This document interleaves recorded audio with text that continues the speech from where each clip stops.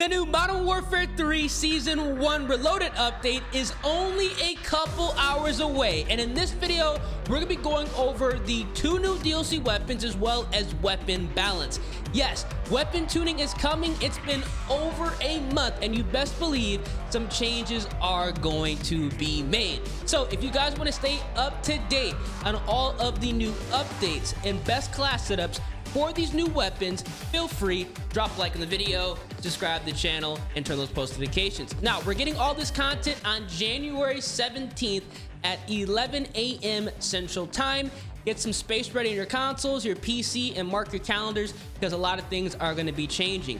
Let's go ahead and talk about the DLC weapons first because both of them look quite interesting. We're getting a submachine gun as well as an LMG. Both of these weapons look like they're going to be a part of the meta, which is a very good thing. Now, we are getting the HRM9. This is going to be a submachine gun. I'm putting a screenshot of this weapon up here for you guys to take a look at so you guys know exactly what you're gonna get your hands on. Now, this looks like some type of ISO variation, but obviously they're not gonna call it the ISO. People would be infuriated if they did that, but that's kind of what it looks like. Now, the funny thing is they actually went ahead and dropped the detailed statistics on this weapon as well, which I'm gonna go ahead and showcase for you guys as well. This thing actually looks like it's gonna be a part of the meta. It's gonna be a high fire rate, moderate damage, but also pretty accurate submachine gun that we should, you know, air quotes around should be able to replace the WSP Swarm with. That's the thing about Modern Warfare 3 that I do enjoy.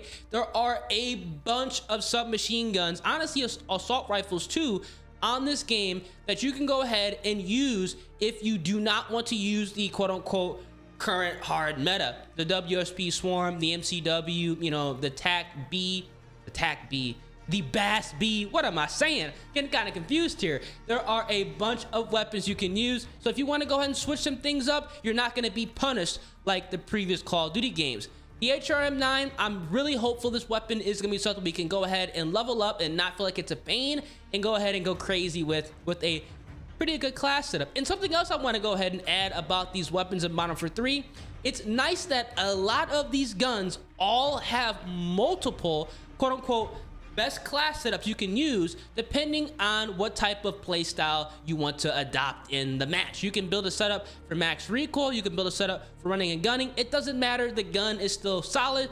So for the HRM9 is gonna follow suit. Now we also are getting a light machine gun that's gonna be called the TAC Evo. I'm not gonna even bother trying to pronounce the full name. This actually looked like it's gonna be kind of on par with the Polmayat 762 as well as the Bruin MK9, which in my personal opinion, I think a lot of you guys can agree, are going to be the 2 best LMGs in the game currently. Hopefully the TAC is going to be another nice weapon. Now, I do understand we just got the TAC Eradicator recently, but at the same time, this looks like a completely different animal. It's going to have moderate damage. Actually looks like it has quick fire rate, but the recoil looks like it's going to be somewhat questionable. We're definitely going to have to build a couple of setups to figure out how to get this weapon under control so we can use it at longer ranges, but don't fear, I got you guys covered on that. You guys know what are the best class setups to run with both of these weapons. And those are going to be what we're going to be getting within this new update. We're getting a submachine gun,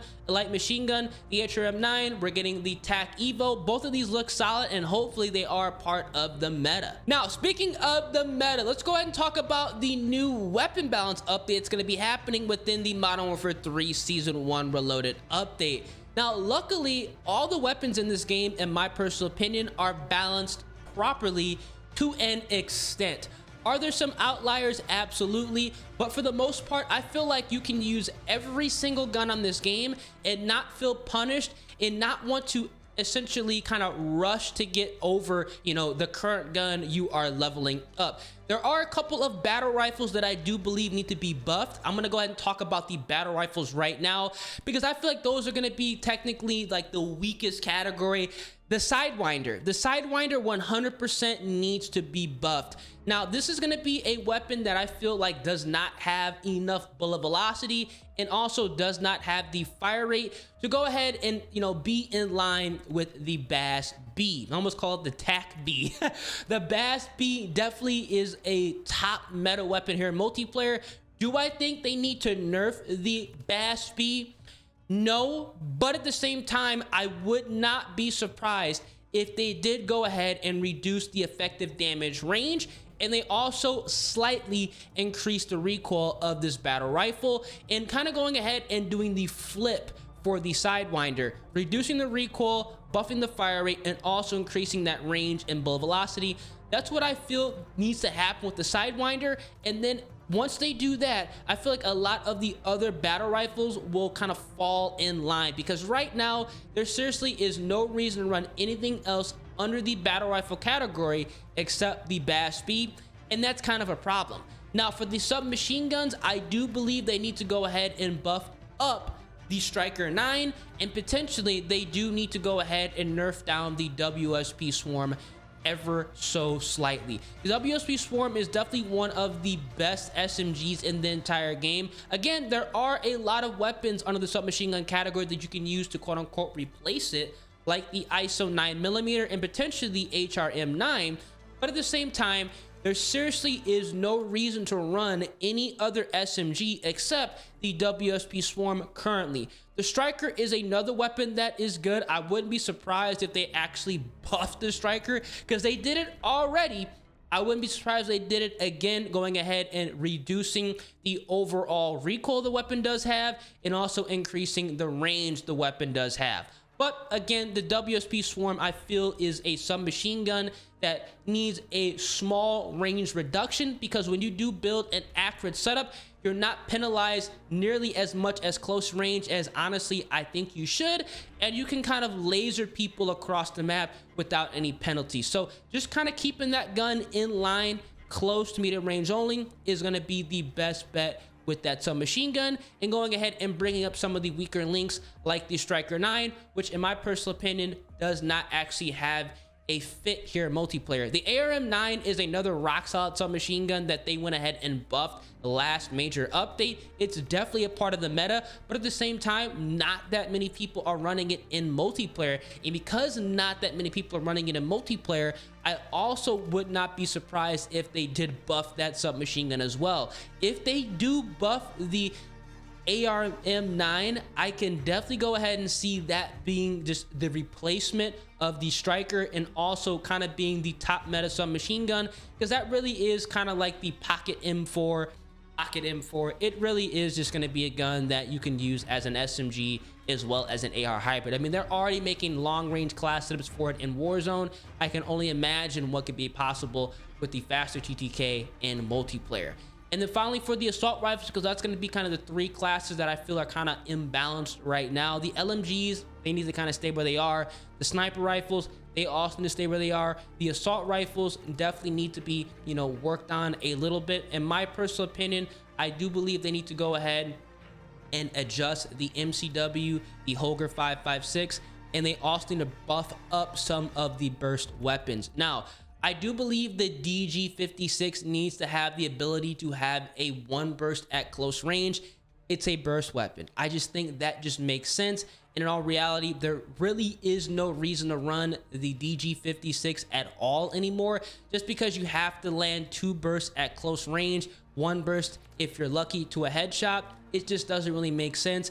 And also the FR556 definitely needs to go ahead and get buffed, because that gun has far too much vertical and visual recoil for a burst weapon, and it doesn't even get a one burst unless you land a headshot. So weapons like that are kind of outliners that got nerfed previously, I think need to go ahead and be buffed, put back to their former glory, or what they're gonna have to do is nerf down some of the top dogs like MCW as well as the Holger 5.56, because they are just running the show under the assault rifle category. Yes, I kind of contradicted myself about nerfing down some weapons instead of buffing them up, but in all reality, if they are not going to rebuff the burst weapons, because right now there really is no reason to run any burst weapon in multiplayer, they're gonna go ahead and have to adjust some of the fully automatic guns that are going to be having faster TTKs, or at least the faster usable TTKs, without having to land a burst or two at longer ranges consistently, and also burning a bunch of attachments to increase the recoil, which in all reality you don't have to do nearly as much with some of the fully automatic rifles. which in my personal opinion doesn't really make too much sense. Let me know down in the comment section what you guys think. I know this could definitely spark a huge conversation in the comment section.